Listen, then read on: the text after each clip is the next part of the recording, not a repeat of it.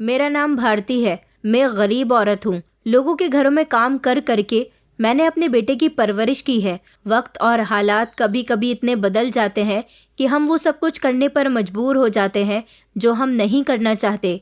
मेरा बेटा जब मेरे पेट में था तभी मेरा पति इस दुनिया से चला गया था। वो समय मेरे लिए बहुत कठिन था। उस समय को मैं सारी जिंदगी नहीं भूल सकूंगी। मेरा पति वैसे तो एक मामूली सा इंसान था, मगर उसकी छोटी सी दुकान थी जिस पर वो मामूली सा सामान बेच लिया करता था। वो भले ही कम पैसे कमाता था, मगर उसमें मैं अपने पति के साथ गुजारा कर लिया करती थी।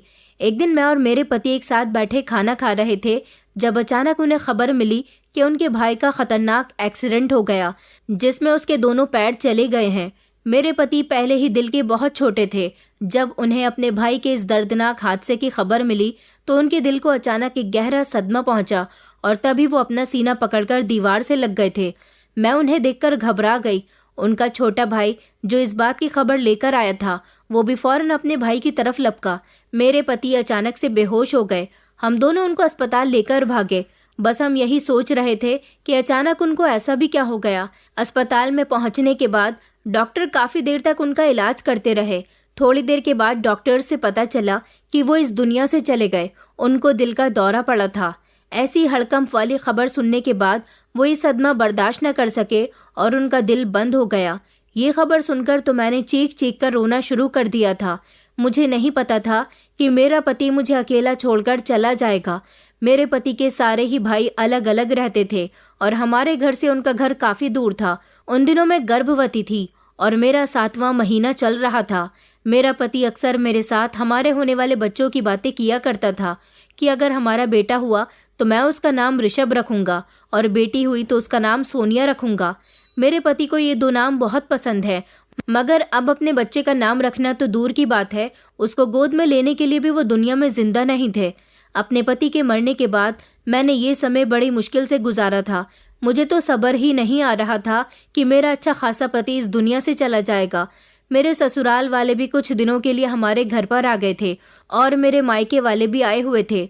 उन सब ने काफी दिनों तक मिलकर मेरे साथ मेरे दुख को बांट लिया, मगर फिर कुछ दिनों के बाद सभी लोग वहां से चले गए थे।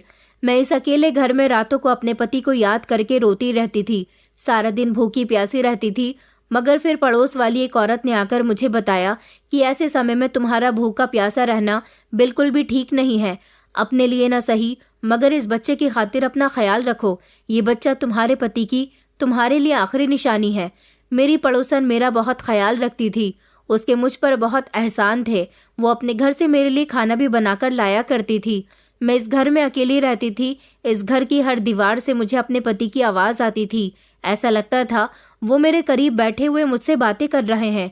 मेरे पति के मरने के बाद हमारा कोई भी रिश्तेदार मुझसे मिलने के लिए आया न था। मेरे रिश्तेदार और ना ही मेरे पति के रिश्तेदार, सब लोगों ने जैसे मुझसे सारे संबंध ही खत्म कर दिए थे। मेरे पति को मरे हुए 2 महीने गुजर गए। जब मेरे अकेले बैठे बैठे तेज दर्द होने लगा, मैंने चीखना शुरू कर दिया तो मेरी पड़ोसन अनीता ही मुझे अस्पताल लेकर चली गई। उसने मेरे रिश्तेदारों को भी खबर भेज दी थी। अस्पताल पहुंचने के 10 मिनट बाद ही मैंने एक बेटे को जन्म दे दिया था। अपने बेटे को देखकर मैं बहुत खुश हुई थी।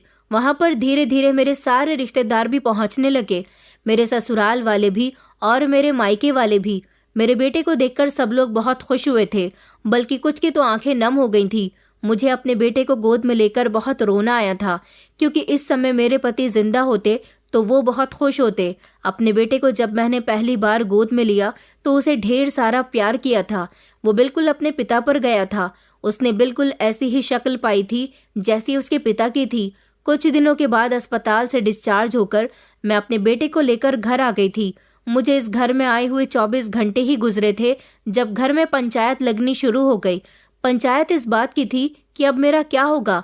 मेरे ससुराल वाले कहते थे कि भारती अपने बच्चे को लेकर अपने भाई के चली जाएगी, जबकि मेरे भाई और भाभीियों का कहना था कि हम भारती की शादी किसी ऐसे इंसान से करवा देंगे जो उसके साथ साथ उसके बच्चे को भी एक्सेप्ट करे। मगर ना तो मैं दूसरी शादी करना चाहती थी और ना ही अपने मायके जाना चाहती थी। ये लोग मुझसे पीछा छुड़ाना चाहते थे। मैं किसी पर बोझ नहीं बनना चाहती थी। भगवान ने मुझे बेटा दिया था और मेरे अंदर इतनी हिम्मत थी कि मैं अपने बेटे को पाल सकूं। मेरे माता पिता इस दुनिया में नहीं थे। भाई भाभी मुझे अपने साथ नहीं रखना चाहते थे। मेरी सास बड़ी जेठानी के साथ रहती थी, जो मुझे ज्यादा पसंद नहीं करती थी। बाकी सारे जेठ जेठानी और देवर सबके अलग अलग घर थे। कोई भी मुझे अपने साथ नहीं रखना चाहता था, तो फिर मैं क्यों उन पर बोझ बनती। इसलिए मैंने सबको जाकर अपना फैसला सुना दिया कि मैं किसी के साथ नहीं जाऊंगी और ना ही मैं दूसरी शादी करूंगी। मैं अपने बेटे को अकेले पाल सकती हूँ।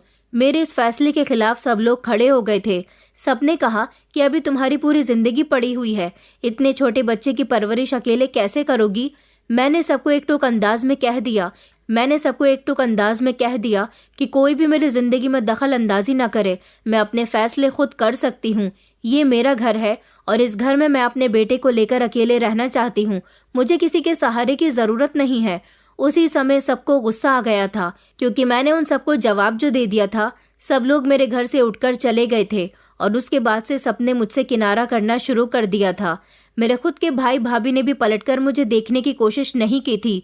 मेरी एक ही बहन थी जो दूसरे शहर में रहती थी। वो बेचारी ज्यादा यहाँ पर नहीं आ सकती थी, मगर फिर भी मेरे इस शहर में अपना कोई नहीं था। मैं खुश थी कि अब मेरा बेटा है जो मेरे पति की जगह मेरा सहारा बनेगा, मेरा ख्याल रखेगा। लेकिन इससे पहले मुझे उसके लिए मेहनत करके उसकी परवरिश करनी थी। कुछ दिन तक तो मैं अपने घर में ही भूखी प्यासी रही। मेरी पड़ोसन मुझे खाना दे जाया करती थी, लेकिन वो भी आखिर मेरा साथ कब तक दे सकती थी। उसके घरेलू हालात भी ठीक नहीं चल रहे थे। मेरा बेटा 6 महीने का हुआ तो मैंने कोई काम ढूंढना शुरू कर दिया। काफी समय तक तो मुझे कहीं काम नहीं मिला, लेकिन एक दिन मुझे एक स्कूल में चपरासन की नौकरी मिल गई थी। लेकिन मेरा छोटा सा बच्चा था। मैं ऋषभ को अपने साथ ही लेकर जाती थी। कुछ दिन मैंने वहां पर नौकरी की। वहां के लोगों को मेरे बेटे से ऑब्जेक्शन होने लगा। उन्होंने कहा कि तुम्हारा बच्चा अभी छोटा है, या तो तुम पहले इसकी परवरिश कर लो या फिर नौकरी ही कर लो, क्योंकि जब तुम बच्चे को यहाँ काम पर लेकर आती हो तो तुम्हारा सारा ध्यान अपने बच्चे के कामों पर ही होता है। मैंने उन लोगों को समझाया कि मेरा बच्चा छोटा है, मैं उसको अकेले छोड़कर कोई काम नहीं कर सकती। उन लोगों ने मेरी एक न सुनी और कहा कि तुम यहाँ से नौकरी छोड़कर जा सकती हो। फिर क्या हो सकता था, मैं खामोशी से वहां से निकल आई। वहां मुझे कुछ पैसे मिल रहे थे, लेकिन अब वो भी आने बंद हो गए थे। मैं किस तरह से अपना और अपने बेटे का गुजारा करती। अब तो हमारे घर की छत भी टपकने लगी थी। हमारा घर वैसे भी कच्चा था। 1 मंजिल का छोटा सा अच्छा सा घर था, जिसको हम हर 6 महीने में पेंट करवा देते थे और उसकी थोड़ी सी मरम्मत भी करवा दिया करते थे, तो उसकी छत बरसात के दिनों तक चल जाती थी। लेकिन अब ना तो उसकी मरम्मत हो सकी थी और ना ही मेरे पास पैसे थे। वो 17 दिसंबर की रात थी। कड़ाके की ठंड पड़ रही थी जब मैं अपने बेटे को घर के अंदर अपनी गोद में लेकर बैठी हुई थी। मैंने उसको कंबल ओढ़ाया हुआ था। उस रात ठंड के साथ साथ बारिश भी तेज पड़ रही थी, जिसकी वजह से मुझे बहुत सर्दी लग रही थी। मैं सर्दी से कांप रही थी। अपने बेटे को तो मैंने जैसे तैसे ढका हुआ था। ज्यादा पानी बरसने की वजह से मेरे घर की छत टपकने लगी थी। चारों तरफ टिप टिप पानी की बूंदें टपक रही थी। पूरे घर का माहौल ठंडा हो गया था। सर्दी से मेरी जान निकली जा रही थी। मुझे सिर्फ अपने बेटे की परवाह थी।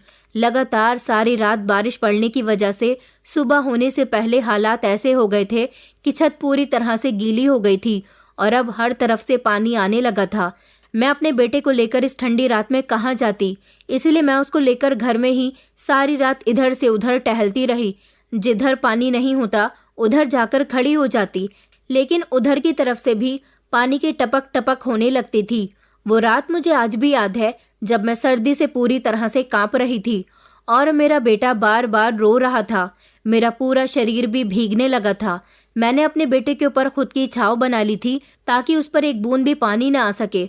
उस रात मुझे अपने गरीब होने पर बहुत अफसोस हो रहा था। शायद उस रात सारे ही लोग अपने घरों में रजाई की गरमाई में बिस्तर पर लेटे आराम से सो रहे होंगे, मगर मैं यहाँ अकेली और एक छोटे से बच्चे के साथ कड़कती ठंड में सारी रात परेशान होती रही थी। भगवान से प्रार्थना करती रही कि मेरे बच्चे को कोई नुकसान न पहुंचे। दिन निकला तो मेरी जान में जान आई थी, क्योंकि चारों तरफ रोशनी फैली थी और बारिश भी थम गई थी। उस रात के बाद मैं हर रात प्रार्थना किया करती थी कि बारिश न पड़े। कुछ लोगों को बारिश बेहद पसंद होती है, मगर जिनके मकान कच्चे और छत कमजोर होती है उनके लिए बारिश का आना किसी मुसीबत के आने से कम नहीं होता। मेरे दिन और रात बड़ी मुश्किल से गुजर रहे थे। कभी कभी तो मुझे लगता था कि मेरे रिश्तेदारों का लिया गया फैसला मेरे लिए बिल्कुल सही था। काश मैं दूसरी शादी कर लेती, मगर मेरे दिल में एक सवाल उठता था, क्या कोई ऐसा मर्द मुझे अपनाएगा जो मेरे बेटे को अपनी सगी औलाद से भी बढ़कर प्यार करे, पर ऐसा कोई नहीं था, क्योंकि जब मैं इन परेशानी के लम्हातों से थक गई तो मैं अपनी भाभी के पास चली गई थी और मैंने उनसे कहा कि आप लोगों ने सही कहा था कि मैं अकेले अपने बच्चे की परवरिश नहीं कर सकती। मुझसे अपने बच्चे की परवरिश नहीं हो रही। मैं बहुत परेशान हूँ। हमारे पास खाने पीने के लाले पड़े हुए हैं। मेरी भाभी ने कहा था कि हम तुम्हारी कोई मदद नहीं कर सकते। अब कई महीने गुजर गए। उन्होंने मुझे धुतकार कर घर से निकाल दिया था। वो चाहती तो मेरे भाई को ये बात बता सकती थी, मगर वो खुद भी नहीं चाहती थी कि मैं और मेरा बेटा उनके घर में रहें। इसलिए मैं खामोशी से अपने घर वापस आ गई थी और अब मुझे कुछ भी करके नौकरी तलाश करनी थी। मैंने लोगों के घरों में काम करना शुरू कर दिया। वहाँ मैं अपने बेटे को लेकर चली जाती थी, बेटे का भी ख्याल रखती। मैंने कुछ ऐसे घरों में काम करना शुरू कर दिया था जहाँ सिर्फ मैं झाड़ू बर्तन ही करने जाया करती थी, बाकी कोई काम नहीं करती थी।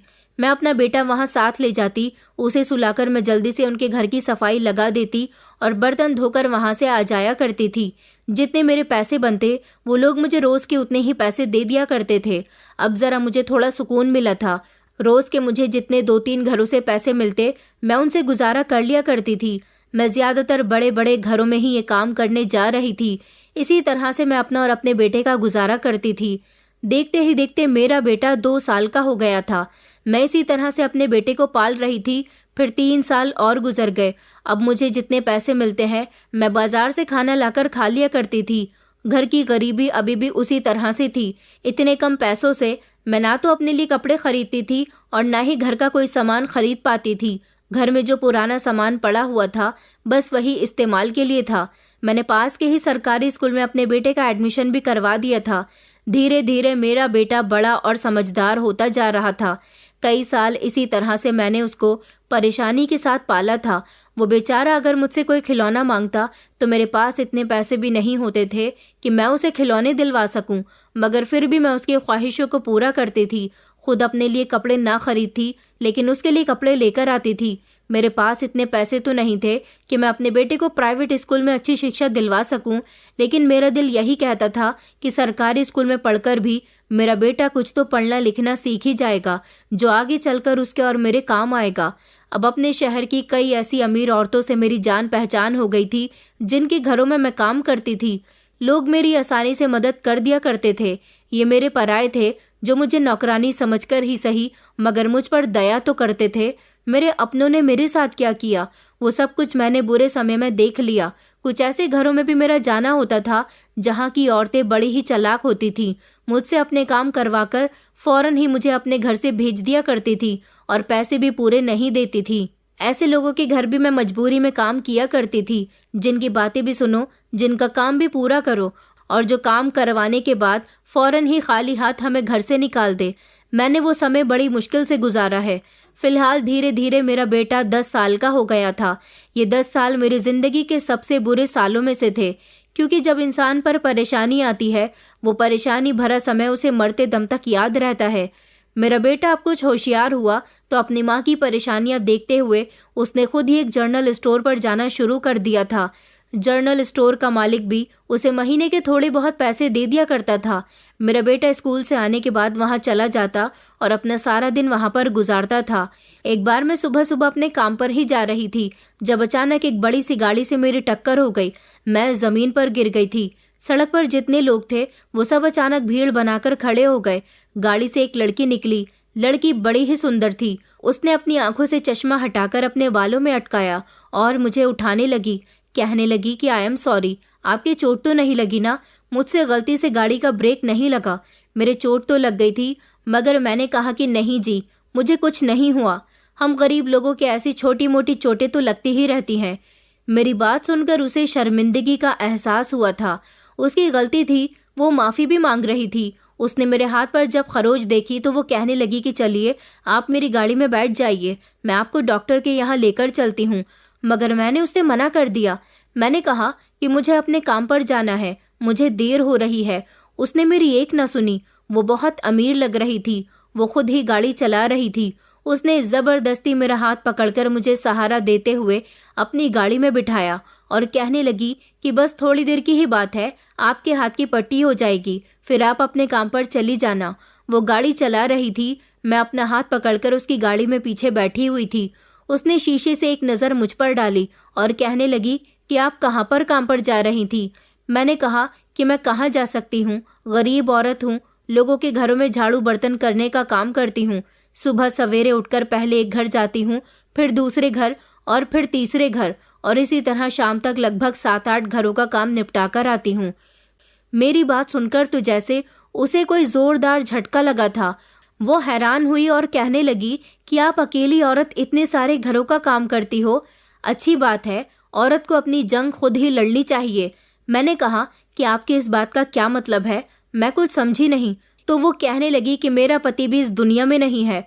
5 साल पहले मेरी शादी हुई थी और शादी के 1 साल बाद ही मेरा पति मर गया। मैं उसका बिजनेस संभाल रही हूँ। मैं चाहती तो दूसरी शादी कर लेती, मगर मुझे अपने पति से बहुत मोहब्बत थी। मेरे पास भगवान का दिया सब कुछ है, मगर किसी की मोहब्बत नहीं है। सारी जिंदगी मैं मोहब्बत के लिए तरसती आई हूँ। मेरे पास तो कोई रिश्ता भी नहीं है। मेरे लिए इतना ही काफ़ी है कि मैं अपने पति के मरने के बाद भी उससे मोहब्बत करती हूँ। उसकी यादों के सहारे मैं जिंदा रह सकती हूँ, मगर अकेलापन मुझसे सहा नहीं जाता। आप बताइए, आपके घर में कौन कौन है? उसने जब मेरी तरफ देखकर शीशे में इशारा किया तो मैंने उसे बताया कि मेरा पति भी इस दुनिया से जा चुका है। एक 10 साल का बेटा है। सारी जिंदगी मैंने अपने बेटे को इसी तरह मेहनत से पाला। इसी तरह बातों ही बातों में डॉक्टर का क्लिनिक आ गया था। उन्होंने गाड़ी रोक दी। गाड़ी का दरवाज़ा खोलकर वो मेरा हाथ पकड़कर मुझे डॉक्टर के पास ले गई। उसे देखकर ऐसा लग रहा था जैसे हर अमीर इंसान बुरा नहीं होता, वो दिल की बहुत अच्छी मालूम होती थी। उसने मेरे हाथ की ड्रेसिंग करवाई और मुझे थोड़े से पैसे भी दिए। उसने कहा कि आप जहाँ जा रही थी मैं आपको वहाँ पर छोड़ देती हूँ।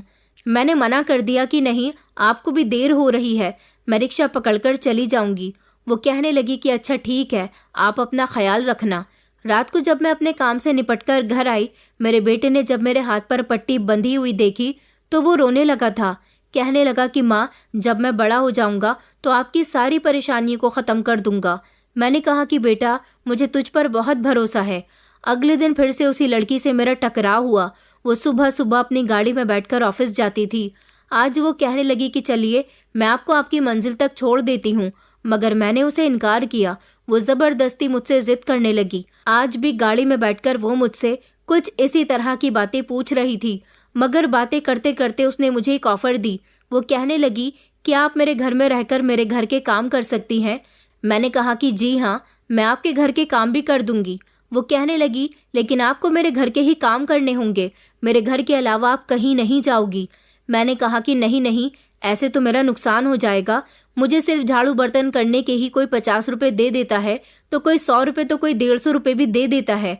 आपके अकेले घर के काम करने से मुझे ज़्यादा फायदा नहीं होगा। वो मेरी बात पर हंसने लगी और कहने लगी कि मैं आपको महीने के पूरे 10,000 रुपये दूंगी।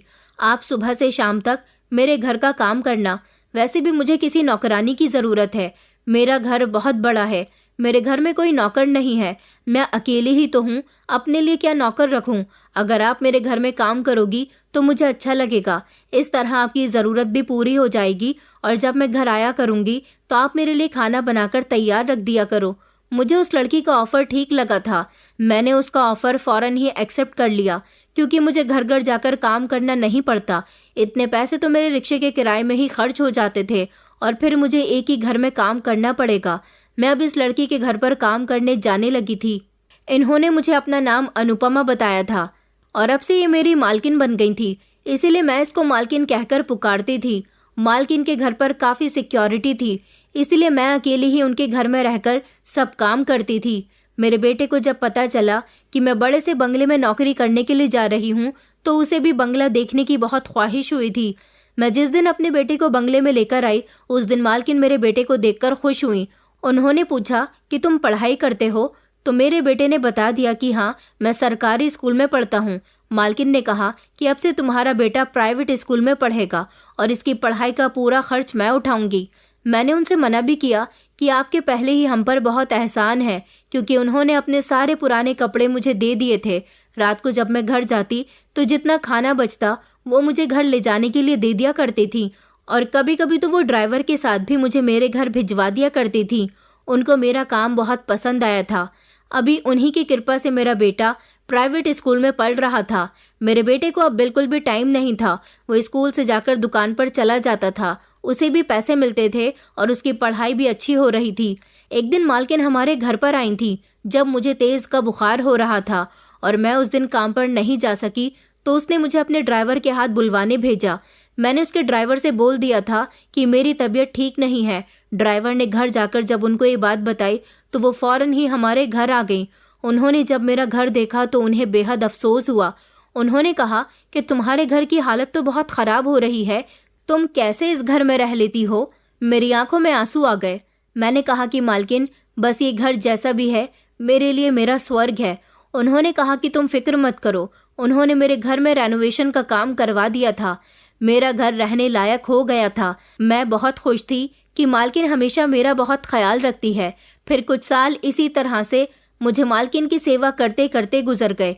मेरे उनके घर में रहने से उनको अकेलेपन का एहसास अब कम सताने लगा था। वक्त इसी तरह से गुजरता गया और मेरा बेटा 18 साल का हो गया था। मेरे बेटे ने इंटर कंप्लीट कर लिया था और उसने कॉलेज में एडमिशन ले लिया था।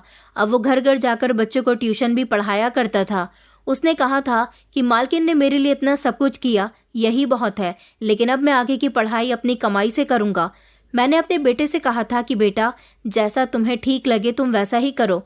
मालकिन की उम्र अब लगभग 35 साल की हो गई थी। वो एक होनहार औरत थी। मालकिन हमेशा मुझसे यही कहती थी कि रात को जब तुम चली जाती हो तो सारी रात मुझसे अकेले नहीं गुजरती। तुम तो बहुत खुशनसीब हो, तुम्हारे पास बेटा है। काश ऊपर वाला मुझे भी बेटा दे देता। उसने कहा कि मैं आज भी खूबसूरत हूँ, चाहूँ तो किसी भी मर्द से शादी करके अपना अकेलापन खत्म कर सकती हूँ, लेकिन आज तक मुझे कोई ऐसा नहीं मिला जिस पर मेरा दिल आ जाए। तुम्हारा बेटा बहुत अच्छा है। मालकिन के अंदर हमेशा यही आदत थी कि वो मेरे बेटे के बारे में हमेशा मुझसे पूछती रहती थी और हमेशा उसकी तारीफ करती रहती थी। मालकिन बड़ी ऐश की जिंदगी गुजारती थी। सब कुछ उसे बैठे बैठे तैयार मिल जाता था। ऑफिस में भी वो ज्यादातर काम नौकरों से ही करवाया करती थी। छुट्टी वाले दिन वो अपनी सहेलियों को बुलाकर घर में पार्टी करती थी। मुझे ये सब कुछ बहुत अच्छा लगता था। मैं हमेशा भगवान से यही प्रार्थना करती थी कि काश मेरी जिंदगी भी मेरी मालकिन के जैसी ही होती, तो मेरी जिंदगी में भी कोई कमी नहीं होती। मालकिन शॉपिंग करने जाती तो मुझे अपने साथ लेकर जाती थी। वो इतने महंगे महंगे कपड़े खरीदती कि मेरी आंखें फटी की फटी रह जाती थी, क्योंकि मैंने तो कभी इतने महंगे कपड़े देखे भी नहीं थे। कभी कभी वो मुझे भी 1-2 नए कपड़े दिलवा दिया करती थी। हमारे घर के हालात अब काफी हद तक सुधर गए थे।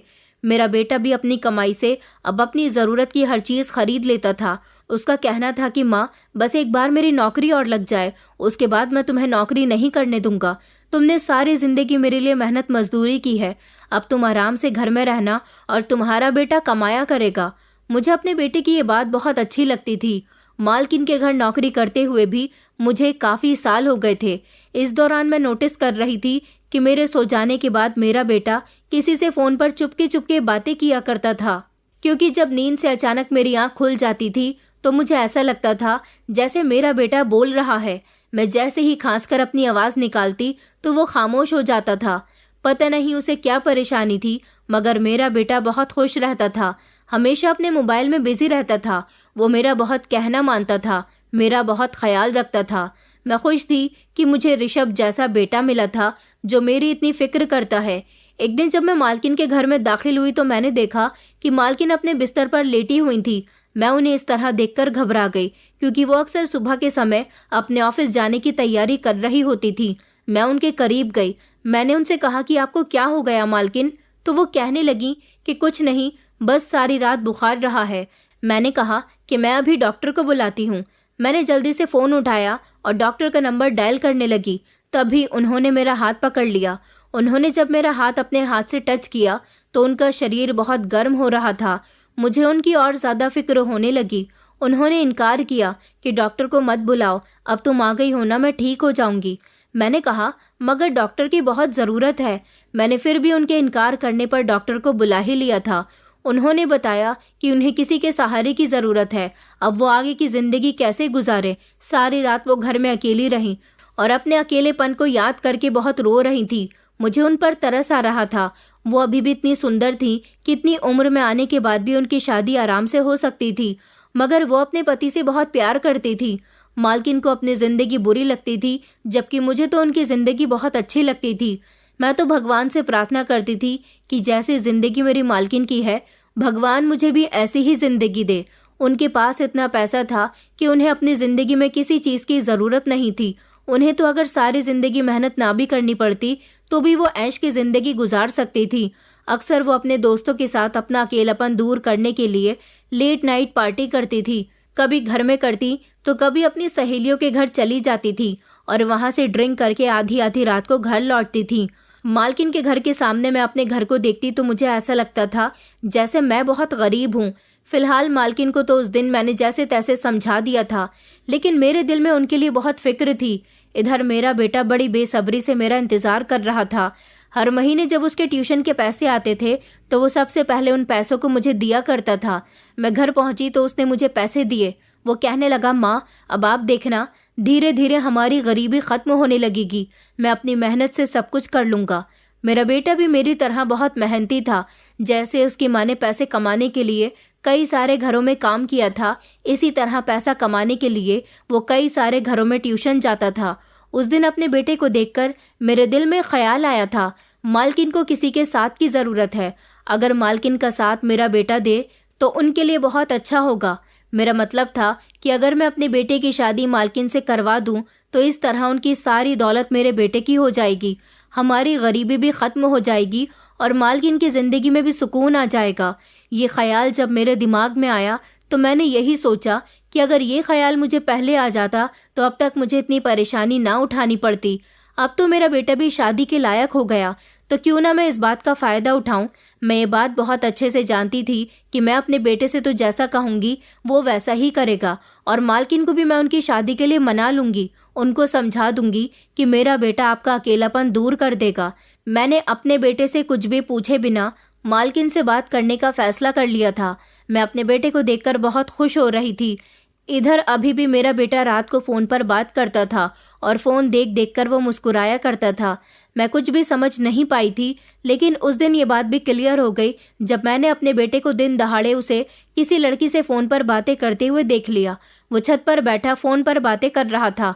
उसकी बातों के अंदाज से मैंने आइडिया लगा लिया था कि कोई लड़की ही है, मगर जो बात मैंने अपने दिमाग में सोची हुई थी मैं उसे भी नहीं निकाल पा रही थी।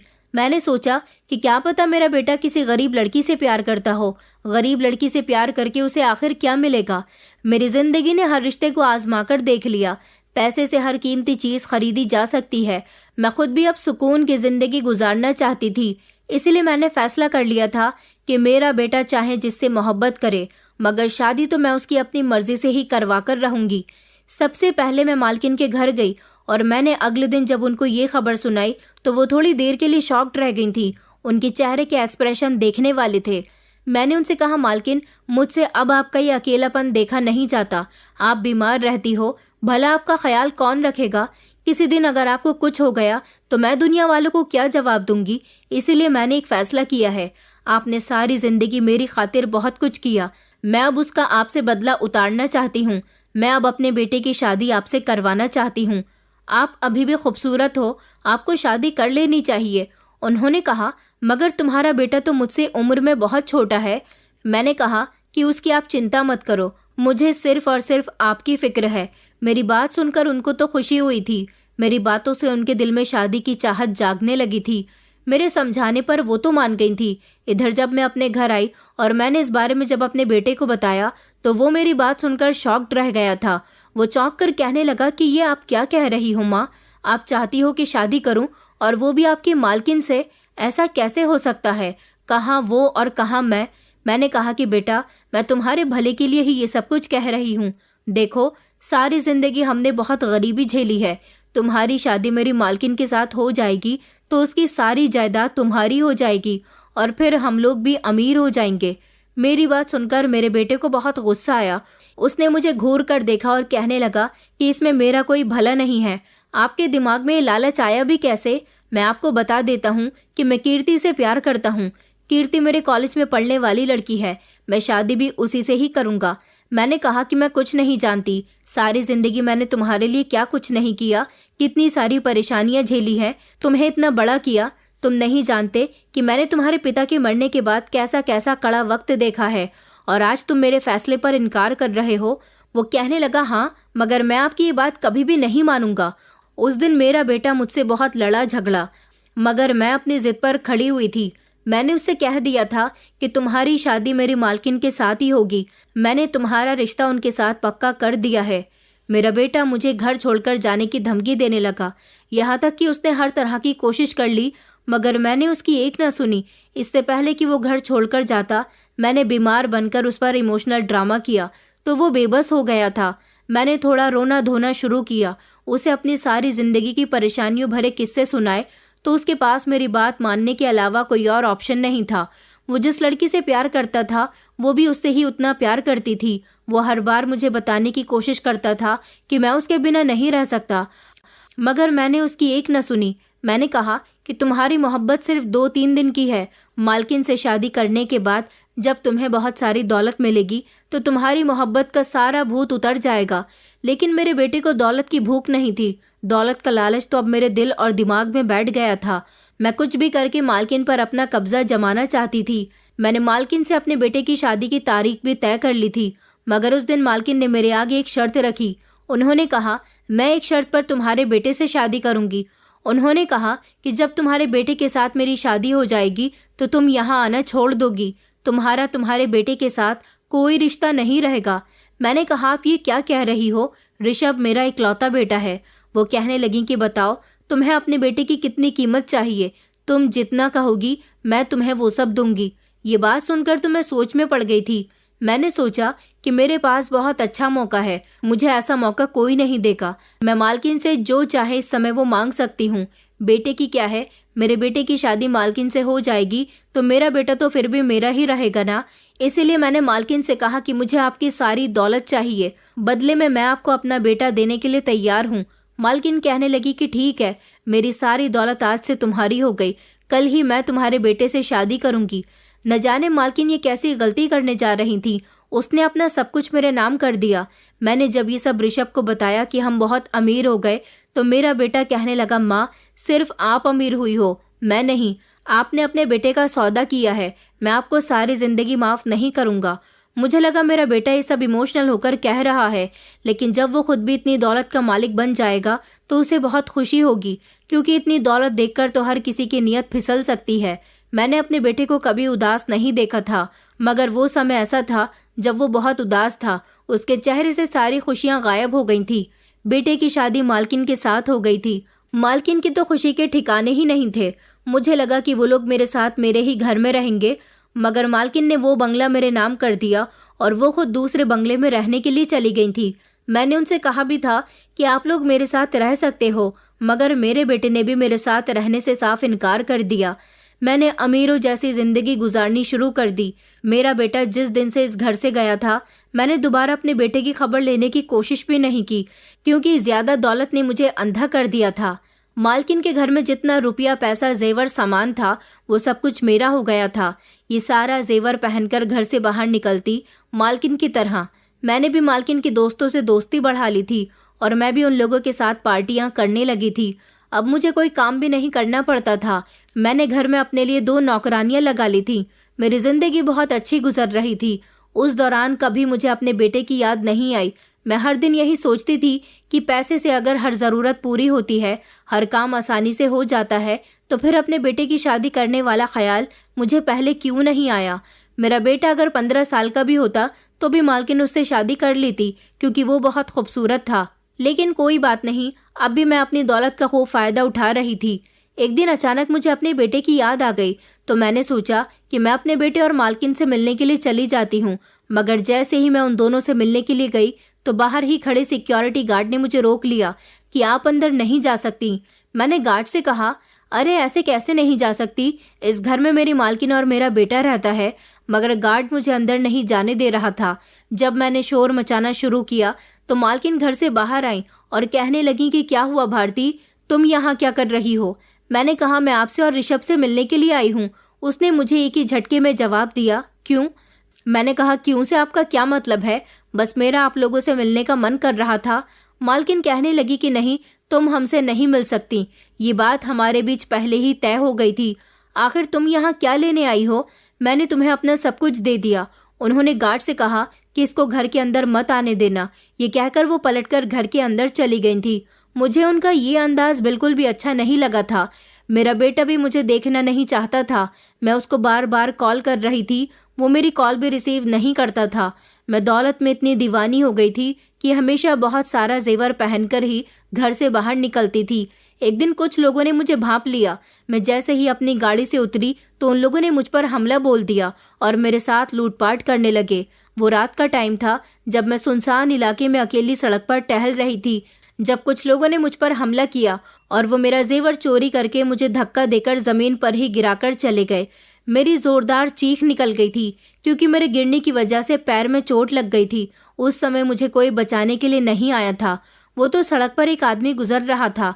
उसने मुझे संभाल कर मेरी गाड़ी तक पहुंचाया और फिर मैं घर तक आई थी। सारी रात में दर्द से तड़पती रही, मगर कोई मेरी मदद करने वाला नहीं था। कोई मुझे डॉक्टर के पास तक ले जाने वाला नहीं था। मुझे बेहद अफसोस हो रहा था कि मेरा सारा जेवर चोर ले गए थे। तकलीफ के समय मुझे अपना बेटा याद आ रहा था। अगर वो मेरे साथ होता तो मुझे डॉक्टर के पास ले जाता। मेरा साथ देने वाला अब कोई भी नहीं था। मैं हर तरह से अपने बेटे से बात करने की कोशिश कर रही थी, उससे मिलना चाहती थी, लेकिन वो तो मेरी शक्ल भी देखना नहीं चाहता था। क्या मैंने उसके साथ इतना गलत कर दिया था? मैंने तो उसके फायदे के लिए ही ये सब कुछ किया था। मैं जानती थी कि वो मेरी मालकिन के साथ एक अच्छी और खुशहाल जिंदगी गुजार रहा होगा। मालकिन के पास तो अभी भी इतनी दौलत थी कि वो सुकून की जिंदगी गुजार रही थी, मगर मुझे तो अब सुकून नसीब हुआ था, तो अब ना जाने क्यों मुझे इतनी बेचैनी हो रही थी। मेरे साथ चोरों ने जो किया था, इस डर की वजह से मैंने घर से निकलना बंद कर दिया था। अब मैं ज्यादातर घर में ही रहती थी, मगर ना जाने क्यों ये घर और अकेलापन मुझे खाए जा रहा था। मुझे इस घर की दीवारें काटने को दौड़ती थी। अब मुझे धीरे धीरे मालकिन की तकलीफ का अंदाजा होने लगा था कि क्यों वो मुझे खुश नसीब कहती थी और खुद को इतनी सारी दौलत होते हुए भी बदनसीब कहा करती थी। मुझे अपने बेटे की बहुत याद आ रही थी। एक दिन मैं जबरदस्ती मालकिन के बंगले में घुस गई। मैंने वहां जाकर देखा कि मेरा बेटा मालकिन के साथ बिल्कुल भी खुश नहीं है। मैं उसे दूर से ही चोरी चुपके देखकर आ गई थी। मेरा बेटा भले ही उसके साथ खुश नहीं था, लेकिन उसे तो किसी के सहारे और साथ की जरूरत थी। उनका साथ तो मेरा बेटा हर तरह से निभा रहा था। एक दिन मुझे मेरा बेटा सड़क पर मिला तो मैंने उससे बात करने की बहुत कोशिश की, मगर उसने मुझसे कोई बात नहीं की। हाँ, उसने मुझसे इतना जरूर कहा था कि आप मेरी माँ हो, मैं आपको कभी बद्दुआ नहीं दे सकता, लेकिन जो लड़की मुझसे मोहब्बत करती थी वो आपको बहुत बद्दुआ देती है। आपने मेरी शादी अपने मालकिन से करवाकर बहुत बड़ी गलती की है। अब आप मुझसे क्यों मिल रही हो? आपके लिए तो आपकी दौलत ही सब कुछ थी। मैंने आपको बहुत समझाया था, लेकिन आपने मेरी बात को समझने की कोशिश ही नहीं की। जो आप चाहती थी वैसा हो गया। ये कहकर मेरा बेटा मुझे तड़पता हुआ सड़क पर छोड़ गया था। हालांकि मैंने अपने बेटे को बताया भी था कि मैं बहुत बीमार हो गई हूँ, मुझे छोड़कर मत जाओ, लेकिन उसे इस बात से कोई फर्क नहीं पड़ता था। मैं उसके पीछे पीछे भाग रही थी, मगर उसने मेरी एक न सुनी। मैं घर आकर बहुत रोई थी। अब तो धीरे धीरे मैं बीमार रहने लगी थी। सारी सारी रात मैं इस बंगले में इधर से उधर टहलती रहती थी। मुझे अपने वो दिन याद आते थे जब रात को मैं मालकिन के घर से अपने घर जाती थी तो मेरा बेटा और मैं काफी रात तक ढेर सारी बातें करते थे और फिर वो मेरी टांगे दबाकर मुझे सुलाया करता था। सुबह सवेरे मैं उसके लिए नाश्ता बनाया करती थी। मुझे ये सब कुछ याद आ रहा था, मगर अब कुछ नहीं हो सकता था।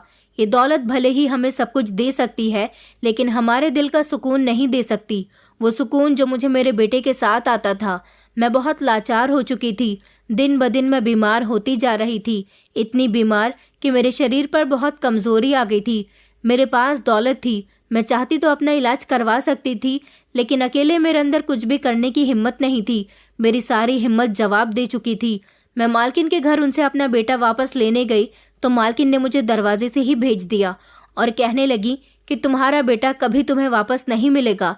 मैं तुम्हारे बेटे के साथ बहुत खुश हूँ। अगर तुमने अपना बेटा मुझसे लेने की कोशिश की तो अच्छा नहीं होगा। मैं उनके आगे हाथ जोड़ने लगी, उनके पैर पकड़ने लगी, मगर उन पर तो जैसे कोई असर ही नहीं हो रहा था। मालकिन तो ऐसे बदल गई थी जैसे वो मुझे जानती भी नहीं हो। मेरे बेटे से शादी करने के बाद उनमें बहुत घमंड आ गया था। इसी तरह से घमंड जैसे कि मेरे पास नई नई दौलत के आने पर आ गया था। मैं इतनी घमंडी हो गई थी कि मैंने अपने बेटे को याद करने की भी कोशिश नहीं की थी। इतनी घमंडी हो गई थी कि सारा जेवर पहनकर घर से बाहर निकलती थी और ऐसे बन ठनकर चलती थी कि सारे लोग मेरा जेवर देखें। सहेलियों के साथ पार्टियां किया करती थी तो वो लोग भी मेरी तारीफ करती थी, मगर वो सब कुछ सिर्फ कुछ दिनों के लिए ही था। उसके बाद मुझे अपनी पुरानी जिंदगी याद आने लगी थी। अब ना तो मेरा बेटा मेरी कोई बात सुनता था और ना ही मालकिन। वो मेरा बेटा मुझे वापस नहीं कर रही थी। उसने तो मेरे बेटे को मुझसे ऐसे अलग कर दिया था जैसे कोई समुद्र को किनारे से अलग कर देता है।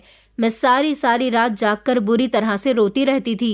मुझे अलग अलग बीमारी हो गई थी। मैं अपनी बीमारी के बारे में भी किसी को कुछ नहीं बता सकती थी। बस मुझे मेरा बेटा चाहिए था। मैं रो रो कर अपने बेटे को याद करती थी, भगवान से प्रार्थना करती थी कि कुछ ऐसा कर दे कि मेरा बेटा मुझे वापस मिल जाए। मैं अपनी सारी गलतियों की माफ़ी मांगती थी। मुझे ऐसी दौलत नहीं चाहिए जिसने मेरे बेटे को मुझसे दूर कर दिया हो। कई दिन इसी तरह से गुजर गए थे। मैं बहुत कमज़ोर हो गई थी। मेरे शरीर में इतनी क्षमता नहीं थी कि मैं चल भी सकूं। बस बिस्तर पर लेटे लेटे मैं भगवान से प्रार्थना करती रहती थी कि मेरा बेटा वापस आ जाए। एक दिन भगवान ने मेरी प्रार्थना सुन ली। मुझे खबर मिली कि मालकिन का कार एक्सीडेंट हो गया जिसमें उनकी मौत हो गई। ये खबर सुनते ही मेरे शरीर में इतनी जान आ गई थी कि मैं चलकर मालकिन के घर जा सकती थी। मैं जैसे ही मालकिन के घर पहुंची तो वहां पर उनके अंतिम संस्कार की तैयारी चल रही थी। मेरा बेटा बहुत दुखद हालत में बैठा हुआ था। मैं उसके करीब गई तो मेरे बेटे ने मुंह फेर लिया। मैंने कहा कि बेटा, मुझे माफ कर दो, मेरे साथ चलो, मैं तुम्हें बहुत याद करती हूँ। मेरा बेटा कहने लगा कि अब आपको याद करने का कोई फायदा नहीं है। मैं आपके साथ कभी भी घर नहीं आऊँगा। आपका साथी आपकी दौलत है। आपने तो ये भी नहीं सोचा कि आपके बेटे की खुशी किस में है। मैंने कहा बेटा, मैं जानती हूँ तुम मालकिन के साथ खुश नहीं थे, मगर अब अपने किए की माफ़ी मांगने के लिए आई हूँ। मुझे एहसास हो गया। मुझे मेरे बेटे ने मालकिन की मौत की वजह बताई। वो कहने लगा कि कल रात मेरा मालकिन के साथ झगड़ा हुआ था। मैं उनके साथ खुश नहीं था। अभी भी चुपके चुपके कीर्ति से फ़ोन पर बात करता था। जब उन्हें ये बात पता चल गई तो वो मुझसे झगड़ने लगी और कहने लगी कि मैंने तुम्हारी माँ को तुम्हारी बहुत बड़ी कीमत दी है, तुम मेरे साथ धोखा नहीं कर सकते। इसी गुस्से में वो घर से निकल गई। वो आपसे बात करने के लिए आ रही थी। वो बहुत तेज़ गाड़ी चला रही थी। उनकी टक्कर सामने से आते हुए ट्रक से हो गई और फिर उनकी मौत हो गई।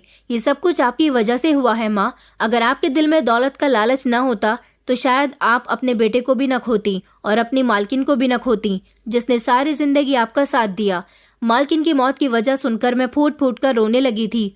मैंने अपने सामने रखी मालकिन की लाज से भी माफ़ी मांगी थी और अपने बेटे से भी गिड़गिड़ाकर माफ़ी मांगी तो उसने मुझे माफ़ कर दिया था। मैंने अपने बेटे से कहा कि मालकिन तो इस दुनिया से चली गई, लेकिन अब मैं तुम्हारे साथ कुछ और गलत नहीं होने दूंगी। तुम अपनी पसंद की लड़की से शादी कर लेना। वो लड़की जिसने मुझे बद्दुआ दी थी कि तुम्हारी माँ बर्बाद हो जाए, तो मैं बर्बाद हो गई थी। मगर मुझे दुनिया की कोई खुशी नहीं चाहिए। मेरी खुशी, मेरी सारी दौलत सिर्फ मेरा बेटा है। मेरा बेटा मेरे पास वापस आ गया। उसने कहा कि मालकिन की सारी दौलत मेरी हो गई है, हम लोग इसी घर में रहेंगे। लेकिन मैंने अपने बेटे से साफ इनकार कर दिया कि इन बड़े घरों में वो खुशी नहीं जो हमारे उस छोटे से और कच्चे से घर में थी। मैं अपने बेटे को वहीं वापस लेकर आ गई।